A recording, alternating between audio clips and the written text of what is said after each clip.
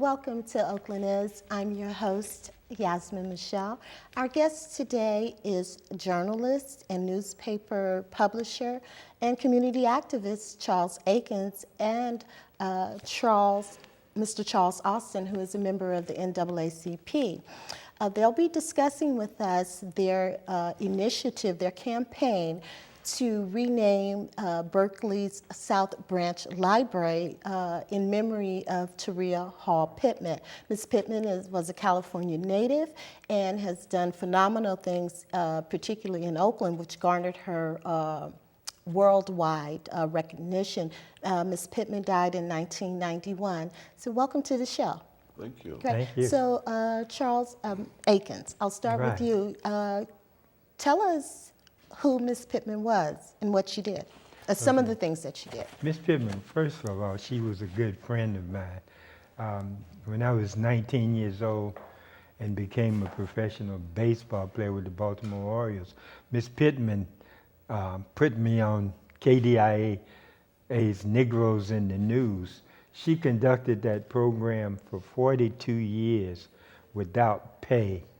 And she did such a good job that she lifted up the self-esteem of African Americans throughout the Bay Area. Well, I was told at that time that actually A. Philip Randolph and many members, several members got together and actually paid to have that program on, right. And that because at that time there were most of the coverage of blacks was very negative, so they got together and decided that they wanted to cover black folks in general and positive images. And when they wanted to cancel, she continued on. She gathered support to continue. And again, as you said, developed an organization that provided the funds for her to do that. Her husband, Bill, was a dentist, and he was in Berkeley between Russell and Ashby on Martin Luther King. And from my understanding, one of the first black dentists in Oakland. Right. But this woman was, Mrs. Pittman was a phenomenal woman. She was a member of the NAACP. She worked on many issues, civil rights issues. Right. I understand that she was very instrumental in starting one of the first women prisons in California, and providing homes for children in California. Right. So she was a social worker as well, and graduated from Cal Berkeley, I guess, around in the 1940s. Right. And when she came to Cal in 1923, she and Bill were courting at that time, and eventually they got married, and she gave up her educational pursuit to support her husband, who became one of Berkeley's first African-American dentists. He joked many times that I gave up my wife to civil rights because she was a civil rights activist. Yes. She became a civil rights activist in 1930 when she joined the NAACP, and she fought she fought on many endeavors, from my understanding. Yes, from what I've read about her. Laws, and she got Governor Pat Brown to pass the Fair Employment Practice Law, and that's Jerry Brown's father, Governor Jerry Brown's father.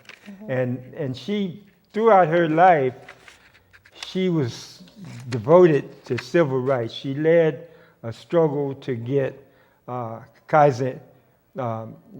Kaiser shipyards to hire African Americans, and she did this on other shipyards.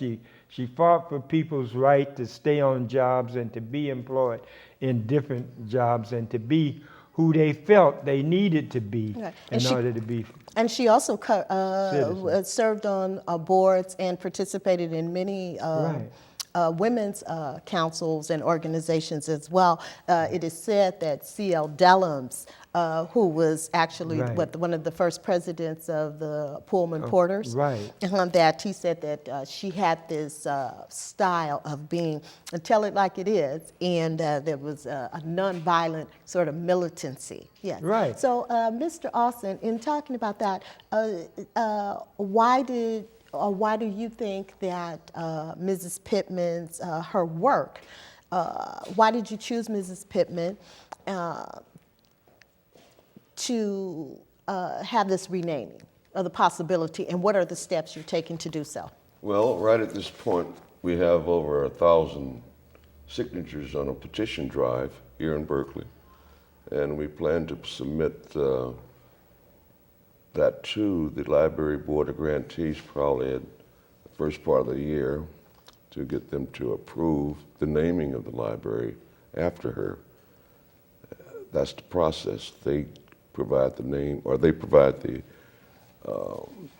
approval of the library. The renaming. So is this a done deal, or is this still No, in it's not a process? done deal. And if We're so, lobbying are you everybody still- in the city of Berkeley at this point. Okay. It's not a done deal by any stretch of the imagination, and I'd just like for everybody in Berkeley to sign that petition. And where can they sign that petition? In front How of is the it, where is it library available? And at different points, or Walgreens, and well as the Berkeley Bowl. So throughout Berkeley? Throughout Berkeley. Okay, so you said Flea at market. Walgreens? Yes.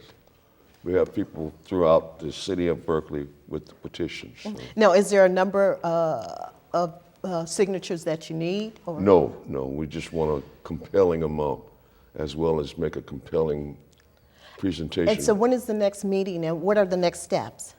Well, the next meeting of the Library Board of Grantees is going to probably be in December, and there's a new librarian for the library board within the city of Berkeley.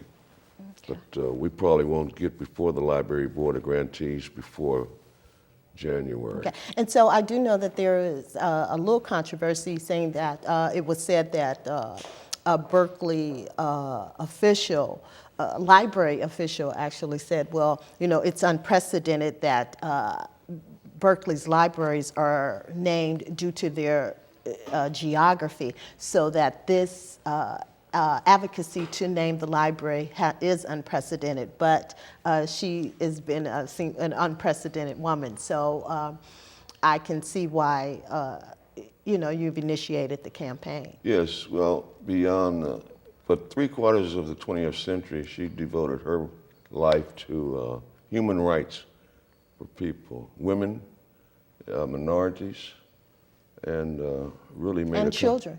And children. And Correct. she fought for little people. Okay. She gave them hope, and she gave them a higher self-esteem. Duke Ellington was named Duke Ellington because that's a royal title, Duke.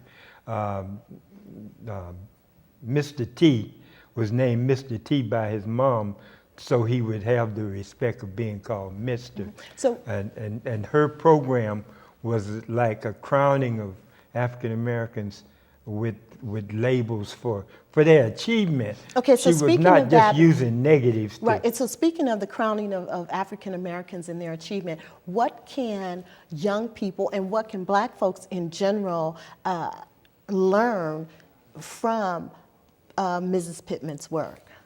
You can learn that, first of all, they can learn to struggle for the rights that they think they should have from her, because she struggled from the time she came to California. Well, they came to California in the 1800s, her 1887. her family in came Bakersfield? to Bakersfield Correct. by a covered wagon.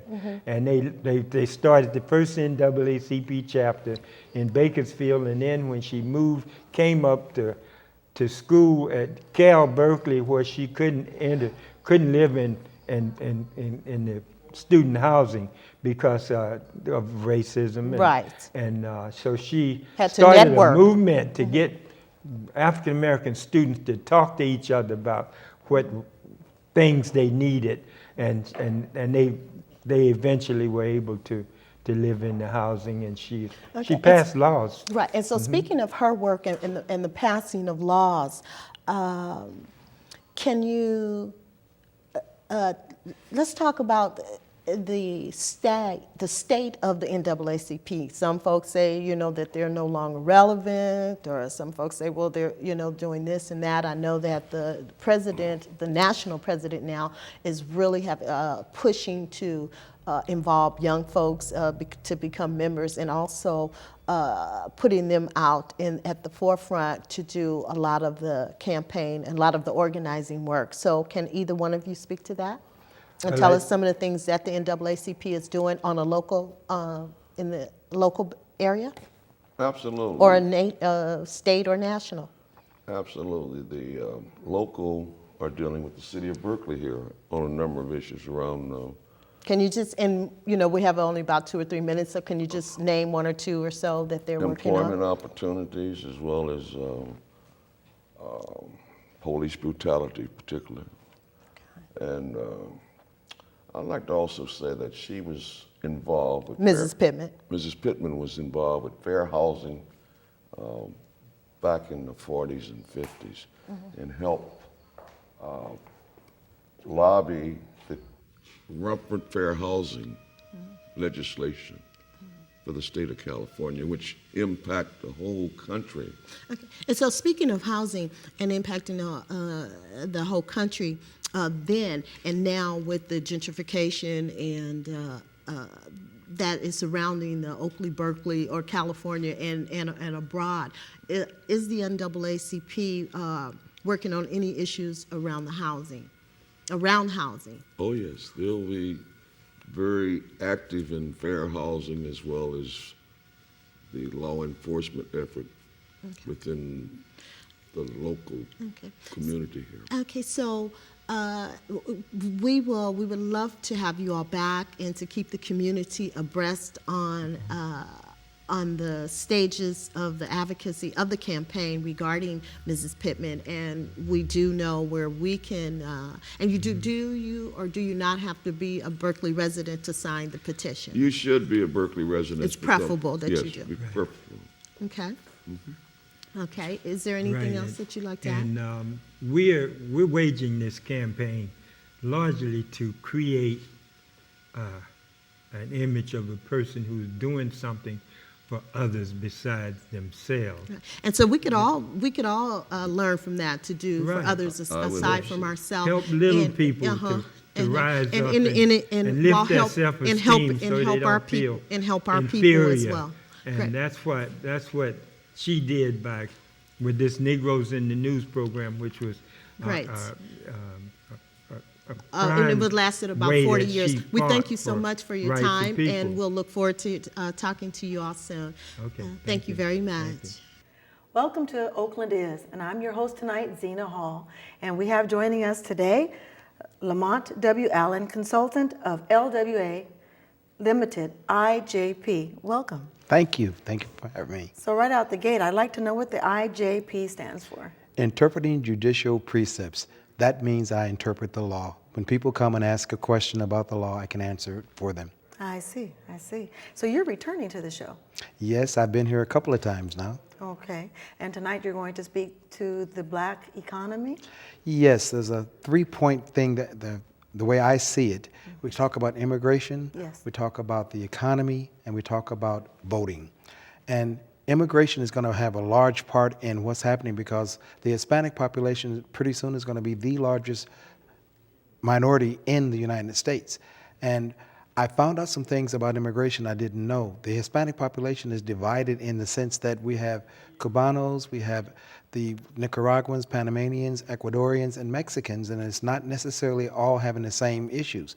One of the things in Congress now, in the Senate, some of the Hispanic congresspersons are not for immigration. And I found out they're from Cuba, not from the Central American and the Mexico, so they have different interests. Then when you talk about the immigration, yes. that leads to voting. And when you vote, you hopefully are voting for your issues. Everybody doesn't have the same issues. And then when it comes to Black Americans' issues now are the economy. And that's one of the main things I wanted to talk about today.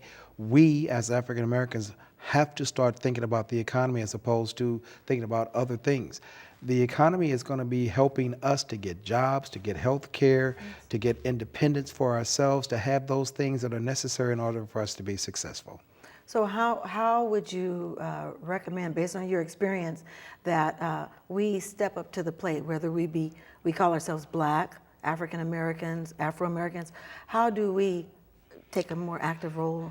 As fate would have it, I've had a number of positions. I'd like to say a jack of all trades and master of none. Currently, I'm the first vice president of the Hayward branch of the NAACP. Wonderful. I've served as the director of the Office of Black Affairs for the University of Santa Clara, where I was recruiting black students to come into the university. I've also owned my own business, and so as an owner of my own business, as a recruiter for black students, as a member of the NAACP, I've seen a spectrum of black needs and concerns, and one of the things I would like us to do is to try to come together on some of the issues. Economics is one of the main things. We must understand it's not money, it's economics. We account for $71 billion a year. That much. That much. We are the largest minority spending bloc in the country. Hopefully we will start using our money to benefit us, where we can have black banks, we can have black businesses, we can have black entrepreneurship.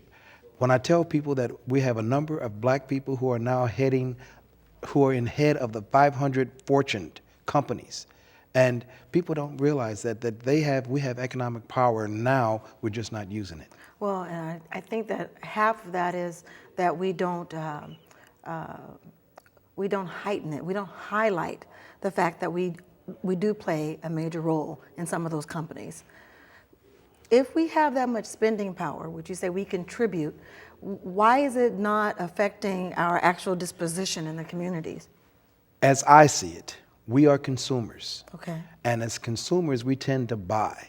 We tend to purchase stuff rather than make stuff, rather than sell stuff, rather than be the manufacturer of and the producer of items. We buy those items. It would be so much better if we were to produce the things. We produce entertainment. We produce in football and basketball and those type of things. But why can't we own the teams? Why can't we own the businesses rather than always purchasing things from other people? Let's own them. I was talking earlier about Durant Square. Exactly. I wanted you to speak to that. This is a Lamont Allen issue. When I went to Durant Square, I saw a number of other cultures selling to us. I would like to see blacks in entrepreneurial positions where we are doing the selling to us. The black products, the black hair products. I don't know if you've ever been to a store where they sell hair, because we like to buy hair. Right. And the workers are African American black. Yes. The owners are another culture, another nationality. Yes, they are. And so our funds are going into the other people's pockets. One of the good ways to see how economics is affecting us, if the dollar, for example, you take a dollar and it goes 7 times before it leaves the community, to the hairdresser, to the barbershop, to a grocery store, to the auto mechanic, to an attorney, to the dentist, to a doctor, and then goes out of the community. Unfortunately, our dollar goes once. We get paid and we spend it with another person, with another group, with another, and other groups, they band together. They have businesses where they help each other. So do you think that has to do with the lack of the exposure of our role models to the upcoming and growing adult population? That has something to do with it. Also, education. Okay. This is a time now where education is something that is vital. In my time, we strive to get education. Our children now are not getting the education that I would like to see them achieve. More children are dropping out of college, or dropping out of high school even, not so much college. And so I would like to see the older people, such as myself, encourage the younger people to continue to get their education. My grandmother told me, once you get your education, they can never take it away from you. That's true. And you'll know stuff even if they're doing things whoever this nebulous they is, but you'll be able to handle yourself in most situations because of the education. Now, I think that's a very strong point, because I also believe that once you have that knowledge forces you to change. So you're no longer comfortable or happy just being at that level where you were before. So do you think that with President Obama being in office, do you think that has a more positive effect, breaking some ceilings, some sound barriers, you name it? It's interesting when you say that. President Barack Obama is a constitutional law person. He graduated from law school. Yes. Phi Beta Kappa in front of law. He was in a law review. Law review is the top 1% of the law school. When he was working as a community person, he learned how folks thought. And now he's in the White House. He was the main person about the immigration law. Also, when we talk about politics, Yes. when they call it Obamacare, Yes. but it was the Recovery Health Act. It's the same thing, but the Recovery Health Act is a positive thing. Obamacare is a negative thing. And because we don't understand, we being the African Americans don't understand what it is. 43 million people now have access to health care that they didn't have before. It's been proven that preventive health care is better than wait till you get sick and then run to the emergency. Exactly. It's cheaper, it's more economic, it's more preventive. It's better for everybody to have the preventive health care. President Obama is trying his best, in Lamont's opinion, to help the American public, not just the African Americans. And we have to understand that even though he's African American, he's more for America, to help Americans out. Even in terms of the voting, do you think that he's made a significant positive change? He's made a significant change because, as I said earlier, that the Hispanic population soon is going to be the largest minority population in the United States. And they are going to be wielding a lot of power. We African Americans still wield a lot of power because if we get behind and vote for a candidate as a block, we can help to get that candidate over the edge, over the top, to make him vote. This last election, we had 30%. I was going to say, the numbers were sort of Well, the reason daunting. that Congress is now held by Republicans, Yes. in my opinion, again, is that we didn't get out and vote. But it's not just African Americans. A number of people just don't vote in the off president election. And that's very important because now economically, I feel there's going to be some changes that we probably will suffer from not voting. And then we will probably be the first group of citizens to complain. I didn't want this, I didn't want that. You know, what is this, what is that? But we didn't take the time to go and raise our hand. Well, at the something as voting simple booth. as where do you place a hospital? Yes. If we don't vote, the politicians won't know where to, well, they'll put the hospital where the people that voted. And the people that voted, most likely, the hospital won't be in our area. If we want to have real estate, stop the redlining. Yes. That'll be affected. Gerrymandering, where they make a section just so that they can continue to get in. We have to vote to stop that type of thing. We have to participate in the process, in the political process this country has. A lot of us, it has to do with education. It has to do with us understanding the process. And it brings back down to what I'm saying, economics. Economics is not your bank account. Economics is not your job. Economics is not your ability to buy a car or to buy a house. Economics is the ability to understand the globalization of money, how money is made, how it is earned. We talked earlier about real estate. Yes. Why is it that sometimes you can qualify for a house in one part of the city, but you don't qualify? It's the same money, It's the same money, but we don't. same dwellings. And that's why I would like us to understand, go back to school and get an economics course. You don't have to be an economist, but understand the economics of economy. Because how you spend your money, where you spend your money, we can dictate. We can tell people we're not going to take it. The bus boycott in Montgomery. Yes. Once the black people stopped riding the bus, they saw just how important it was for black people. There was a play called The Day of Absence, and I don't know if you're familiar with it, but The Day of Absence is where black people stopped coming out, going to work. There were no cab drivers. There were no people cleaning the houses. There were no maids. There were all the things that people take for granted. There were no garbage pickups. It wasn't running. It wasn't running because we were the ones that did all those things. It was a play, but it was a very important play, and people really got the idea of how important our roles are. So can you, we changed the direction here a little bit. Can you speak to racism for all races? We were talking a little bit about that before. As a member of the NAACP, a lot of times people have no idea where to go. So we've had a number of Caucasian persons come because they had no place else to go. Yes. We've had Asian people, we've had the Hispanic population, and the blacks. Unfortunately, in 2014, we still are suffering from racism. Our president is an example where, and they call him Mr. Obama. Well, he should be called President Obama or Mr. President, not Mr. Obama. Yes. But that's another subtle way that people are disrespecting him. So Wonderful. Well, in wrapping up this segment, what advice would you offer to our listeners as an overview of? The advice I would give to them is to get involved. If something is happening you don't understand, go ask somebody and see what you can find out to get involved in it. As a member of the NAACP, attending school board meetings, attending city council meetings, attending library meetings, attending any kind of meetings, when we show up, people heighten, what are you here for? This is true. And I just attended a school board meeting in Pleasanton, and the question was, why is the NAACP at a Pleasanton school board meeting? Because I want to find out what's happening in Pleasanton. Yes. So I would urge the audience to attend those things that affect you. Your school PTA. Yes. You know, so we go to church all the time, but just let's go to these other meetings and become involved. Local gatherings. Yes. I see. Yes. And could they also attend or take their children to different locations? Where would you advise there? If they would take their children to the PTA, first of all, so they can find out what's happening in the schools that they go to. Wonderful. If they would take them to city council meetings so they can find out what's happening in the city that they live in.